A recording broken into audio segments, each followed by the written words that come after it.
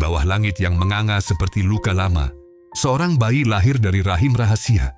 Cahaya matahari tidak datang sebagai berkah, ia datang sebagai tuduhan. Kunti, sang putri yang masih gadis, merasakan panas itu membakar perutnya hingga ke tulang. Ia membungkus bayi itu dalam sutra kuning keemasan, warna ayahnya yang tak pernah ia panggil, lalu meletakkannya di keranjang anyaman yang rapuh seperti janji. Sungai Bengawan Solo menyambutnya dengan bisikan dingin. Orus mengambilnya, membawanya jauh, semakin jauh, hingga jerit bayi itu lenyap, ditelan gemuruh air. Kunti berdiri di tepi, tangannya gemetar. Matahari menyaksikan semuanya tanpa berkedip. Di suatu pagi yang lembab, Adiratha si kusir kereta menemukan keranjang itu, tersangkut di antara akar pohon beringin. Di dalamnya, bayi yang kulitnya berkilau seperti emas cair. Rada, istrinya, menangis bahagia. Mereka menamainya Karna, atau yang terpotong telinganya, karena telinga mungil itu memang terlihat seperti telah dipotong takdir. Mereka membesarkannya di antara bau kotoran kuda dan debu jalan. Tapi matahari tak pernah meninggalkannya. Setiap pagi, bayangan Karna lebih panjang dari bayangan anak-anak lain. Setiap malam mimpi-mimpinya dipenuhi suara panah yang mendesing. Tahun-tahun berlalu seperti anak panah yang tak pernah meleset.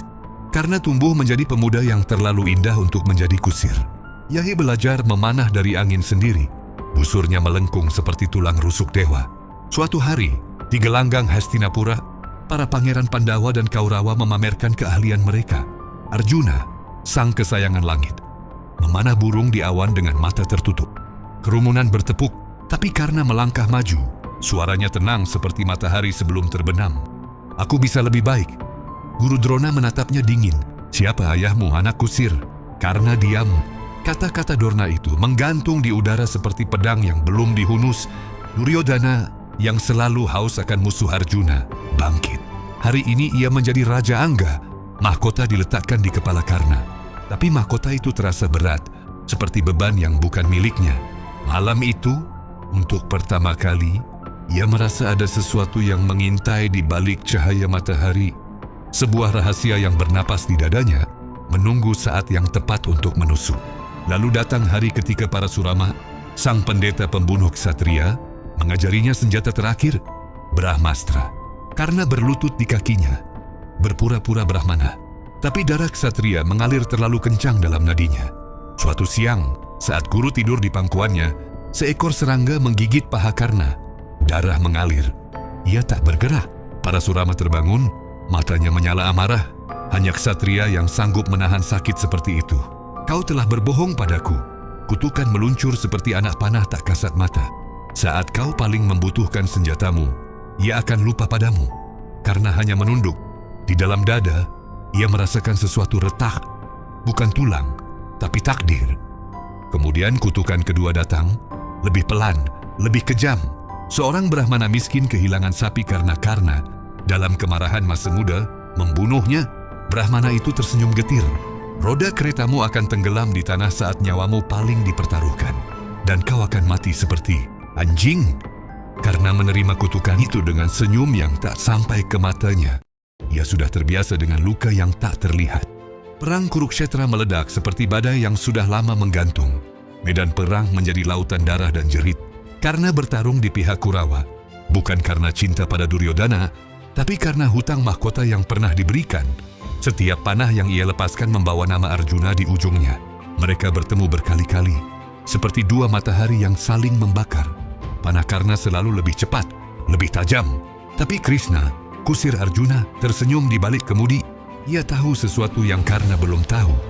Hari ke-19, matahari sudah miring, merah seperti luka yang tak sembuh. Karna mengangkat busurnya, Brahmastra siap meluncur. Tapi tiba-tiba, senjata itu hilang dari ingatannya. Kutukan Parasurama bekerja. Ia meraba-raba ingatan seperti orang buta meraba kegelapan. Arjuna sudah mengangkat Gandiva. Karena tersenyum tipis. "Lanjutkan, saudaraku." Kata itu meluncur begitu saja, tanpa ia sadari. Arjuna terdiam sesaat. "Saudara," lalu roda kereta Karna tenggelam. Tanah yang kering seketika menjadi lumpur haus. Kutukan Brahmana. Karna turun, mencoba mengangkat roda dengan tangan telanjang. Otot-ototnya menegang seperti tali busur yang mau putus. Panah Arjuna sudah melayang. Karna menoleh. Untuk sesaat, ia melihat wajah Kunti di balik wajah Arjuna. Mata yang sama, Rahasia yang sama. Tunggu, bisiknya, tapi panah itu tak pernah menunggu. Anak panah menembus dada Karna, seperti cahaya yang akhirnya pulang. Ia jatuh terlutut.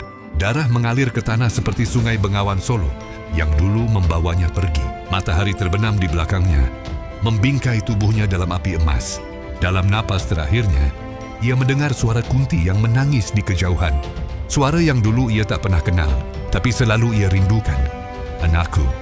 Angin membawa nama itu ke seluruh medan perang. Karna tersenyum. Akhirnya, ia tahu siapa ia sebenarnya. Bukan Raja Angga, bukan sahabat Duryodhana, bukan musuh Arjuna. Ia adalah anak matahari yang lahir untuk terbakar. Dan terbakarlah ia hingga habis.